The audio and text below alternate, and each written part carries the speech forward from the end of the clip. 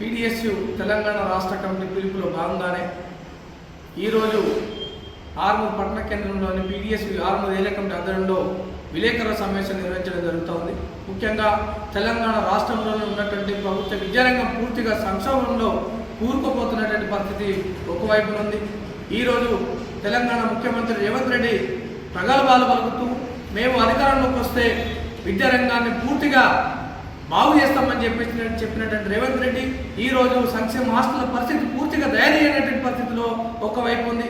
అదేవిధంగా ఈరోజు బిల్లులు రాక చాలామంది వాడేళ్ళు ఈరోజు సఫర్ అవుతున్నటువంటి పరిస్థితి ఈరోజు తెలంగాణ రాష్ట్రంలో కొనసాగుతుంది. అదేవిధంగా ప్రత్యేకంగా తెలంగాణ రాష్ట్రంలో పెద్ద ఎత్తున సమస్య ఉన్నదంటే అది ఫీజు రియంబర్మెంట్ సమస్య. ఆ సమస్యని ఇప్పటివరకు కూడా పరిష్కారం చేయకుండా దాన్ని కాలయాపన చేస్తున్నటువంటి ఈ ముఖ్యమంత్రి దీని మీద ఏమాత్రం స్పందించలేకపోవడం సిగ్గుచేయడానికి చెప్పేసి మేము భావిస్తా ఉన్నాం. అదేవిధంగా తెలంగాణ రాష్ట్రానికి దరిద్రం ఏంటంటే ఈరోజు ఇప్పటి వరకు కూడా తెలంగాణలో రేవంత్ రెడ్డి ప్రభుత్వం ఏర్పడి దగ్గర 2 సంవత్సరాలు పూర్తవుతున్న సందర్భంలో ఇప్పటి వరకు విద్యాశాఖ మంత్రిని కేటాయించినటువంటి పరిస్థితి ఈరోజు తెలంగాణ రాష్ట్రంలో ఉంది. అదేవిధంగా ఈరోజు ప్రభుత్వ పాఠశాలలు సైతం ఈరోజు కుంటుపడుతున్నటువంటి పరిస్థితి ఉంది. అదేవిధంగా గురుకులాలలో ఈరోజు విద్యార్థులు ఆత్మహత్యలు చేసుకుంటా ఉన్నారు. ఈ ప్రభుత్వానికి సోయి లేదని చెప్పేసి సందర్భంగా మేము అడుగుతా ఉన్నాం.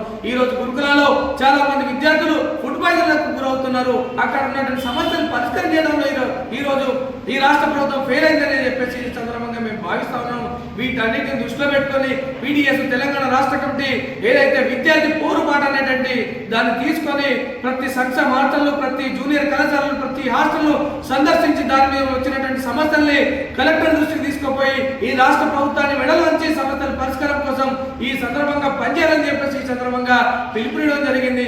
అందులో భాగంగానే ఆర్మూర్ డివిజన్లోనే రేపటి నుండి 3-4 రోజుల పాటు జరిగేటువంటి ఈ విద్యార్థి పోరుబాటు యాత్రను విజయవంతం చేయాలని చెప్పేసి అటు విద్యార్థులకు, యాజమాన్యాలకు, అదేవిధంగా ఈ ఏదైతే ఈ ప్రగతిశీల భావాలు కలిగినటువంటి వారందరూ కూడా విజయవంతం చేయాలని చెప్పేసి కూడా ఈ సందర్భంగా మేము పిలుపునిస్తూ ఇకైనా రేవంత్ రెడ్డి ప్రభుత్వం చిత్తశుద్ధితో పనిచేసి ప్రత్యేకంగా ఫీజు రియంబర్మెంట్ స్కాలర్షిప్ బకాయిలను విడుదల చేయాలని చెప్పేసి మేము డిమాండ్ చేస్తా ఉన్నాం. అదేవిధంగా సంక్షేమ హాస్టల్లో పెండింగ్ బకాయిలను విడుదల చేయాలని చెప్పేసి మేము డిమాండ్ చేస్తా ఉన్నాం. లేని పక్షంలో ఖచ్చితంగా రాష్ట్ర వ్యాప్తంగా సంక్షేమ హాస్టల్ విద్యార్థులతోనే, అదేవిధంగా రియంబర్మెంట్స్ కి సంబంధించినటువంటి విద్యార్థులతోనే చాలా మంది విద్యార్థులు రోడ్డుపైకి వచ్చేటువంటి పరిస్థితి తీసుకురావద్దని చెప్పేసి కూడా ఈ సందర్భంగా ఈ రేవంత్ ప్రభుత్వాన్ని హెచ్చరిస్తా ఉన్నాం.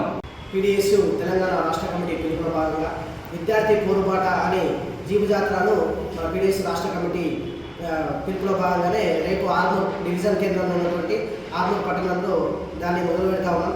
ఏదైతే తెలంగాణ రాష్ట్ర ప్రభుత్వం వచ్చి 2 సంవత్సరాలు గడుస్తున్నా ఇప్పటి వరకు పెండింగ్లో ఉన్న స్కాలర్షిప్లు కావచ్చు, లేదంటే జూనియర్ కాలేజీలలో అంటే ప్రభుత్వ జూనియర్ కాలేజీలలో మధ్యాహ్న భోజన పథకాన్ని అమలు చేయలేకపోతున్నది.